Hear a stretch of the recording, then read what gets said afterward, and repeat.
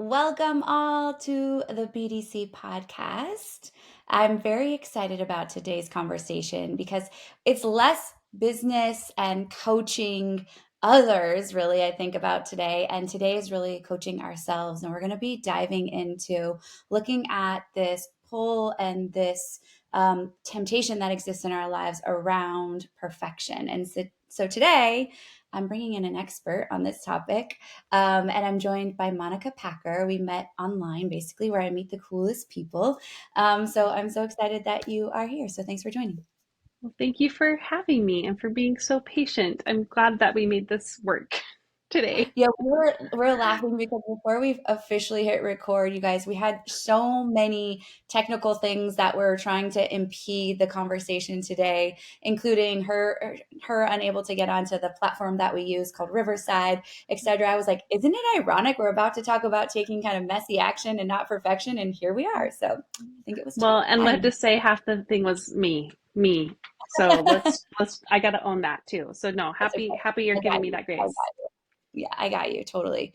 But if you're listening to this, this is part of the process. Like when it comes to this, is there's always that little thing that gets in the way. That's like, how bad do you want it? And we have to remind ourselves of that constantly. But so, like I mentioned, I say quote unquote we met, but really we've interacted online. I don't really know how I came into contact with your content, but it definitely speaks with all of the coaching that I've done and that I see, themes inside of myself, my coaches that I get to coach. But I'd love for you to just kind of give us this like couple minute backstory of where you were in your life and how you are now really sharing, ideas and concepts around progress over perfection and making steps, in your life. So I'll let you take it away. Give us that backstory. The backstory here, I think, can be summed up briefly, but then also have the whole novel long length, which I think each of us have. And I've loved being able to dig into your story as well to hear, everyone has a story. And mine is kind of like just the everyday woman story. It's not super traumatic, luckily, or even dramatic. I just found myself in a place as I was approaching 30 of realizing that I was stuck to perfectionism, even though I did not think I was a perfectionist anymore. And that's because I had been what everyone would think of when they think of a perfectionist, this overachiever, stereotypical type A, super go getter, high achieving person. And I was that person for the majority of my life till I reached around 20 and I crashed and burned.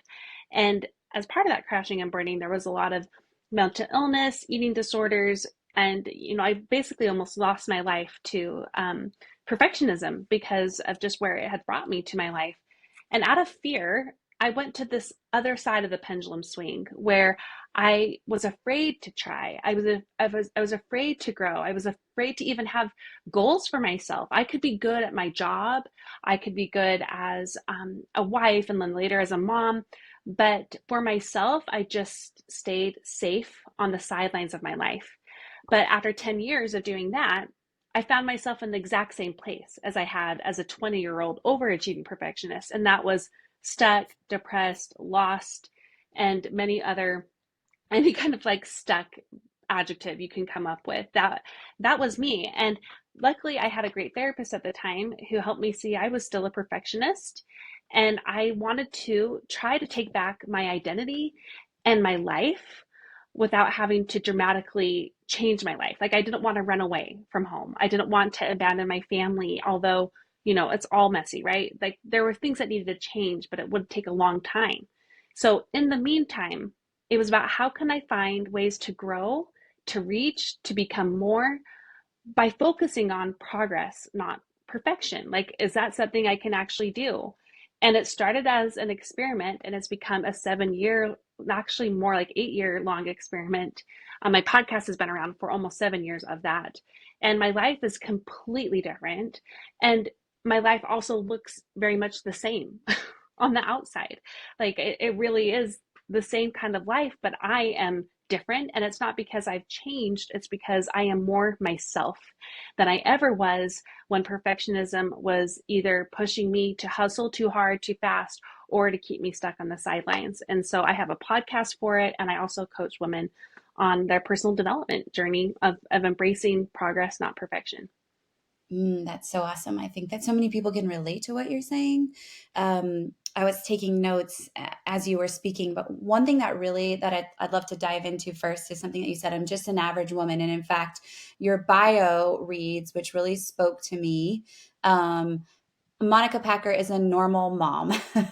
And it's funny that you highlight that and how critical it is because I've had conversations with my husband many times because I kind of really I align with what you're saying. Like I look back at my life and from my perspective, there's no huge peaks, right? And things like, Yeah. have I had some stuff, rough stuff happen? Absolutely. But it's just like, that's average, that's normal. And I used to hesitate with storytelling or struggle with the storytelling. But the truth is, I think for both of us, is more women relate to what you just said than not.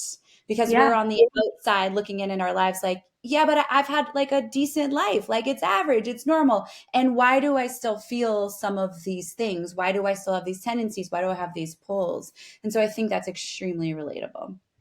Well, it is interesting you brought that up because I actually had some pushback on that. I had pushback on describing myself as a normal mom because I have a podcast. And to me that's my work. And I think most women have work of some kind, whether it's inside or outside of the home or a combination of the two. But more of the pushback I got originally was when I started to tell my story.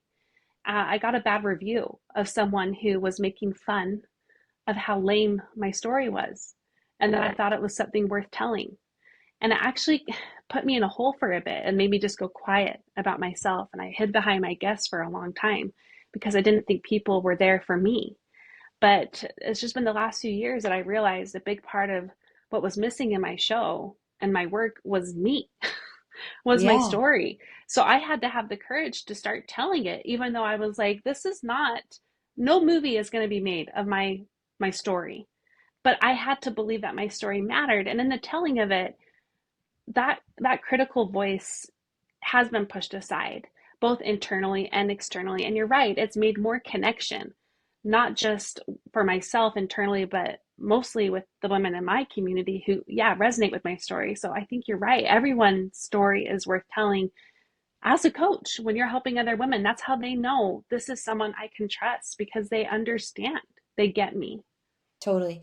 And again, like all of us listening to the show right now, all of you listening, is I just want to like really dig into that point is when we're talking about niching down and how do I find my people when it comes to coaching, the way you find your Yeah. people is through sharing your story and being 100% your full self. Like the way you show up on social media, the way you show up on podcasts, speaking events, the more you can let that authenticity shine, then there is a magnetic attraction that happens because people are going to listen to you today, Monica, on the show, and you guys are going to listen and say, "Oh, like I want to know her." Just the way she spoke really resonated with me, and so just using the conversation, which we didn't.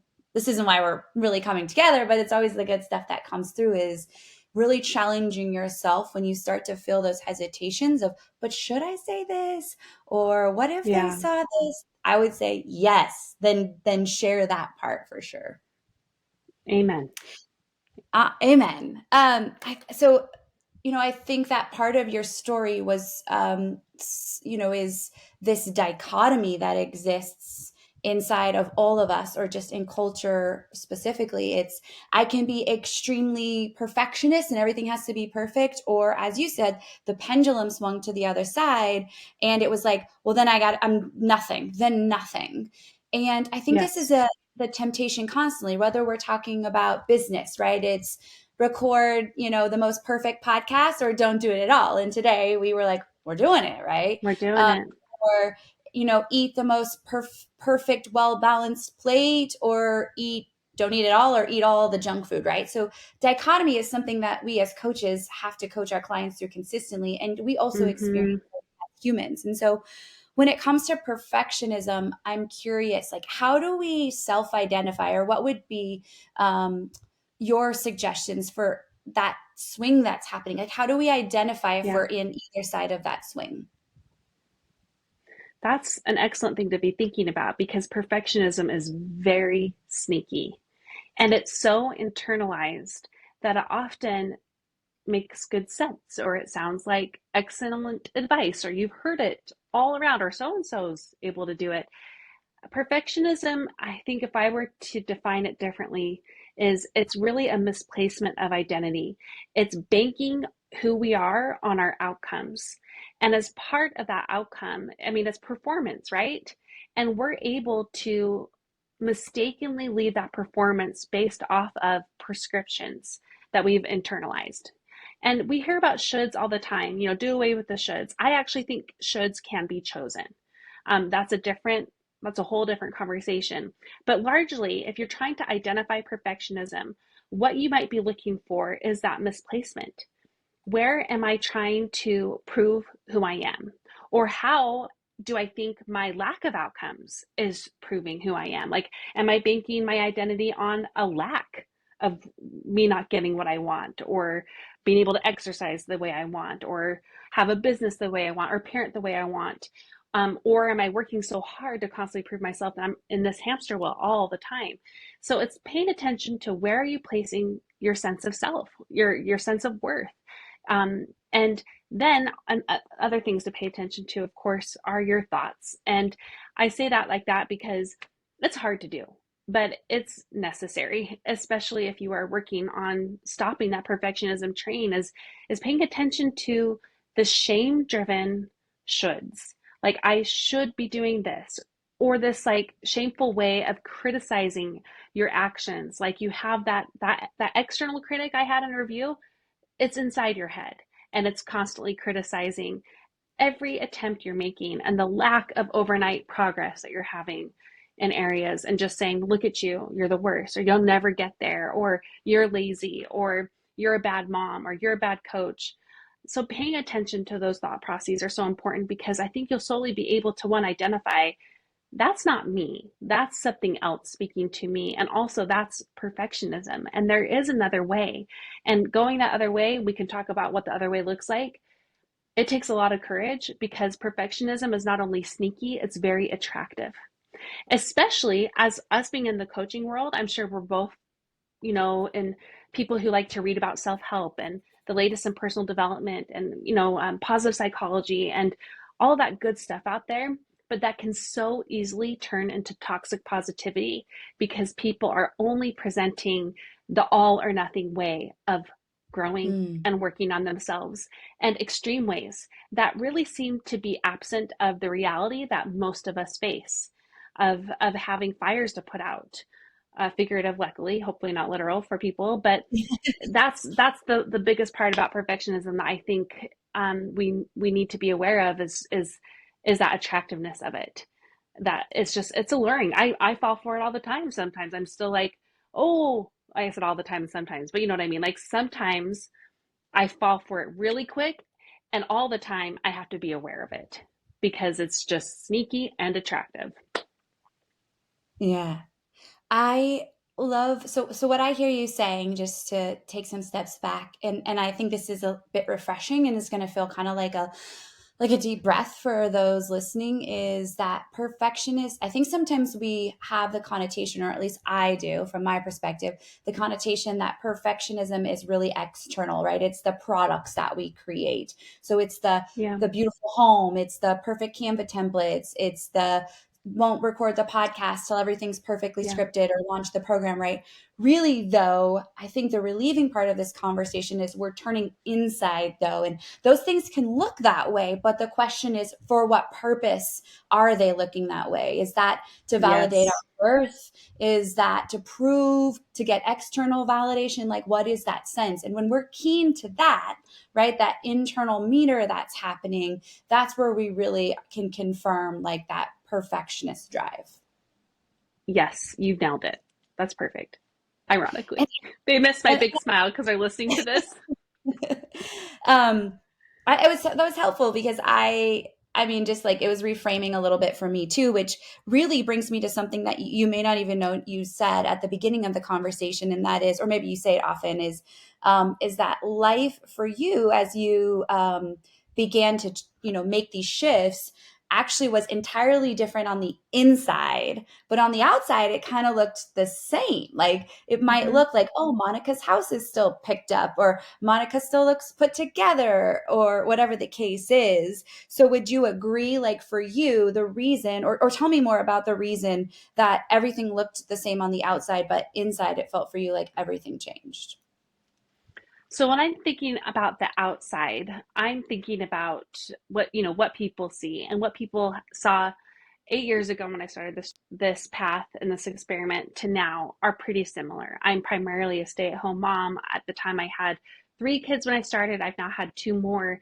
I have a lot of home responsibilities. Life is pretty chaotic. I have 3 neurodivergent kids that I know of. Like I might, the other 2 might surprise us. Who knows? They have plenty of time. So the outside still is a pressure cooker of responsibilities. But what has shifted, and there are things I've shifted on the outside, and I'll talk about that too. But the internal shift has been that I am who I am to those responsibilities. Like I'm able to arrive to them differently. 8 years ago, I was stuck in a lot of resentment. I was shocked with how angry I could feel about the people that I love the most and I the totally space that I relate was to that. caring for. Yeah, it shocked me. I am not naturally a pessimistic or negative or angry person, but sadness and disappointment and stress, I've learned, kind of translate to anger for me, where I just feel like the simmering anger or resentment. And that's the biggest change for me, is I rarely feel those things anymore. Although anger is still like the standby emotion, like instead of feeling sad, I'm like just getting angry and I'm like, oh no, I can feel sad. I can feel sad. That's okay. So that's another thing of perfectionism I had to fight. Just learning to embrace negative emotions. So now, like a lot of my life looks the same. In fact, a lot of my life is more stressful, but I'm myself. I'm able to think more clearly. I'm able to act in more alignment with my values instead of reacting because I have a reservoir of identity, of energy, and care. And that's also coupled with what has changed on the outside. I am more supported. I support myself better, which means I've made trade offs in my life. Like my house is messier because I will take time for myself in ways that I didn't before because I didn't think I should, Yes. right? The responsibilities always came first and all the responsibilities. And also other things that changed on the outside is my husband, like logistically, now he works from home, which changed so much for me. Like right now, he's watching the baby monitor while our baby sleeps. I didn't have that before, but he's also more of a partner than we were able to do years ago when he worked 6 days a week. So there have been things that have changed on the outside too that have supported the internal shifts. But if someone had a bird's eye view, they'd be like, well, looks like pretty much the same life. So what's Mhm. different? Like I'm not Yeah. like making millions of dollars like some people share on the Instagram ads. Like I went on vacation with my family and I made $1 million in one day and it was easy. That's not my life, but it's a whole lot better than it was. I think this is just part of the growth, right? And the personal development component is that literally we have this new lens that we're looking out at life through, right? Not just our own life, but Mm-hmm. just the way we move through the world. And you're not walking around with a sign that says, "Hey, I got a new lens. I've been doing the work on myself," right? But Yeah. you feel it completely internally, and therefore, that internal is externally reflected into your world in a different way. And I think that this is really important for us as coaches to be walking the walk, right? I always Yeah. remind my clients and invite my clients to own the idea. Like, I would never ask my clients to do something that I wouldn't do myself or that I haven't done in the past to create results, because I want to be the guinea pig, right? And I also want to be the model Yeah. of what's possible. But this is also what our clients are experiencing too, and helping them begin to articulate this internal external reflection is really important part, because we just don't know what we don't know if we've never been in a place of growth or be put in a position before where we're like starting to have the cogs and the machine shift a little bit. Amanda, I want to say something to that because one of the frustrating parts about my life is that anything I've wanted and that I've worked really hard on, from my recovery from eating disorders to parenting those neurodivergent kids who have been really challenging in really unique ways, to my relationship with my husband. Things I've been working so hard on have come so slowly. And because of that, which I honestly hate, like I wish I could just be an overnight success. Like that would be fabulous. I would still welcome that with open arms. But because I have yet to ever experience that and likely never will because I believe it's a myth, um, I can help people better because I can tell them that you mentioned the process and we might define it a Yeah, little bit differently, but to me, the process is small wins build over time. And of that means course. you put in the small bits of action and you have to have the belief in this process and you have to practice the process because they do build and things do change. Like I am recovered from eating disorders, even though I was told I likely never would. And I am. My relationship with my husband is really good. And we had to work on that for years. Same with my kids. I've had kids who have performed miraculous change, but it was so minute, it was so small. It was only hindsight that we could see the differences. And as a coach, that's what my gift is to help people hold on to that belief and the practice of small wins building over time because I can tell them honestly, it will happen. You will change and what you want and that we're working on together. It will change. And I would rather believe in someone who's telling me that than selling me a lie. Oh, yeah. I mean, I think that this is like to get on a soapbox for a hot minute, and why Yeah. I'm passionate about the work I do is this is the problem with the coaching industry.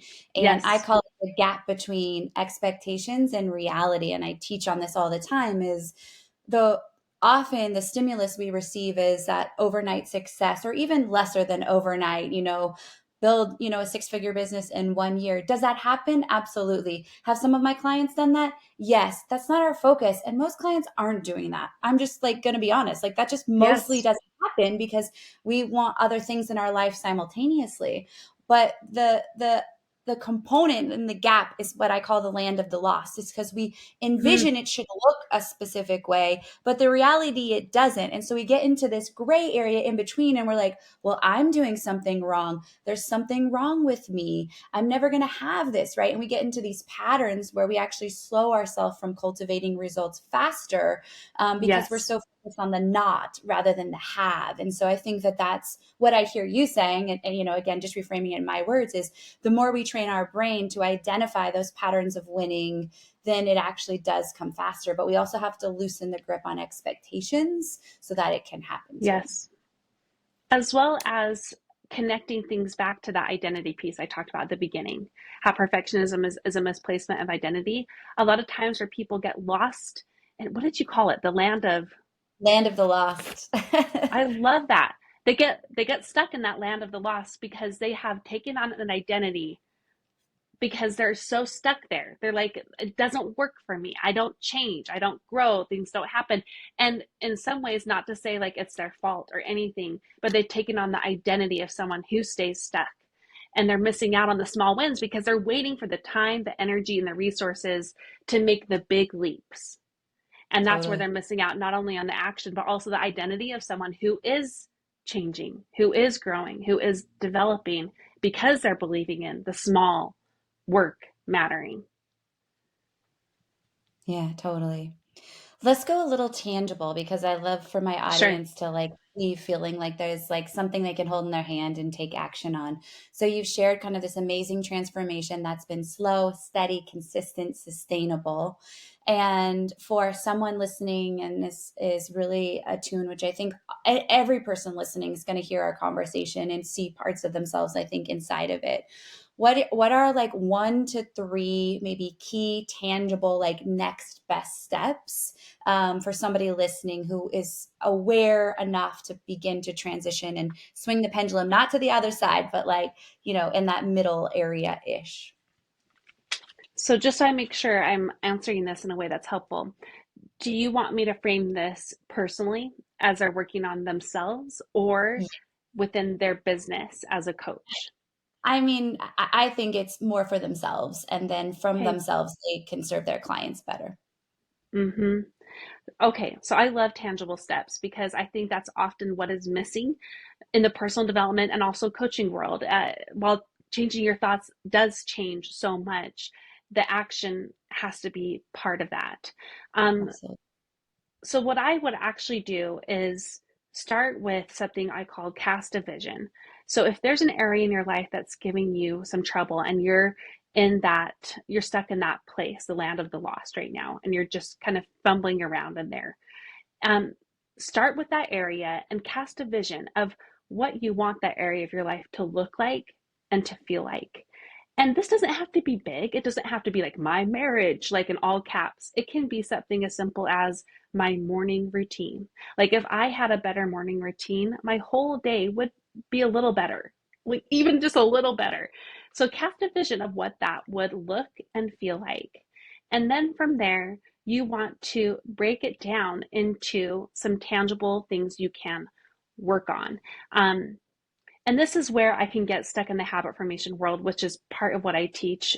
So I'll try not to go down that whole rabbit hole, but I will say what comes from there is leaning into the process. So instead of talking about habits specifically, let's talk about the importance of believing in and practicing the process I mentioned of small wins building over time.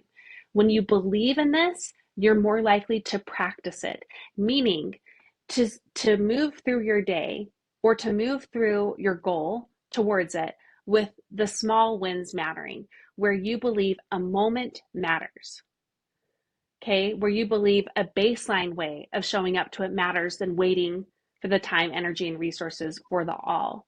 And as you're believing in and practicing the process, each time you have a moment of alignment.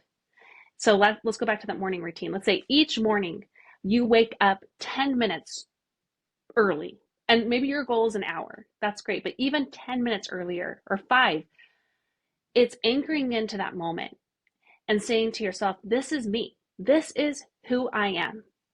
And I am a person who wakes up early and I am making progress. And as you do that, also affirm in yourself this trickle down effect that happens with momentum. Because when we take little steps, it requires lower energy, which is great because a lot of us are lacking in that. But the magic it creates is momentum.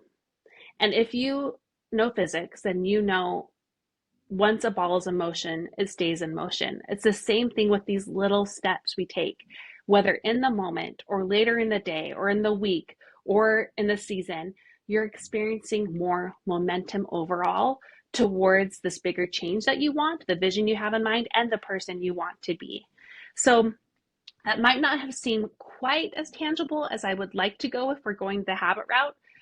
But I will say that's kind of a bigger picture way to break down anything that you are really wanting to lean into improving in your life. Yeah, and I think just to recap what I hear you saying too is baby steps, baby goals, right? Like if you want Yeah. to be an hour, start small and really embody that. It goes back to what you said in the beginning, the identity shifting piece. And I always Yes. remind my clients, it's not really about the goal, it's about who you become in the process of working towards the goal. Like that's the sweet sauce that is produced from goal setting, which I don't know about you, but I missed basically my entire life. I was so focused on the goal and Yes. not who I became in the process. And I don't Yes. want the listeners to miss out on that opportunity because that saves a lot of heartache and pain and negative emotion and things that come alongside Well, of because if you're banking on the emotion, you're gonna or on the outcome rather, you're gonna get there and you're gonna be disappointed. We see this in people who make big yeah. goals all the time in the business world, in athletics. There's big dramatic falls if they're banking their sense of worth on an outcome. One of the big mottos we have in our community is the transformation lies in the process, not the outcome. And that For means sure. the outcome's allowed to shift. You're going to experience pivots in your path even as a coach within your business and personally as well, of course. So lean into that process, lean into the transformation that happens along the way. Like you said, Amanda, I think that was just excellent advice. And I think this is such a perfect like place to bring it all together. I appreciate your perspective, and I love one of the things about coaching that I just think is so cool is we all, there's no new information. We're all sharing it in a different way. But when you put two minds together in the same room, they share it slightly different. And it's like one cue is slightly heard by somebody that feels a little bit different, and they're able to Yes. cultivate so much more clarity. And I think it was fun, like bouncing off of each other today for sure. Oh, I loved it too. I love that land of the lost. That is brilliant. Well, thank you. I appreciate that. I would love for you to share with my audience how they can come connect with you Yeah. and learn more about your work as well. They can find me on their podcast app that they're listening on right now. Just search for About Progress. We're a personal development show that's about progress made practical. It's just ways that we can grow magnificently, but in practical ways. There's no prescriptions on that show. I'm not just there to tell you, get up, that today's your day, you decide and you make it happen. It's much more real than that. And if they want to lean into the habit stuff, I have a course called the Sticky Habit Method, and it's designed for real women. There's a whole part of that I can talk about for hours, about how women need to do habits differently. There's a lot of research behind it. I have a free class by that name if they want to check that out. It's about progress.com/habit class, and they can take that free class if they'd like to lean into that a little bit more. Cool. And everything that Monica just mentioned will be in the show notes too. So if you want to reference back, we will have everything available to you guys. I am so grateful that we could be together today. Thanks for sharing your genius. And yeah, we're just so appreciative of you taking the time to pour into our people. Well, thank you. It was an honor for me. I appreciate your time, Amanda.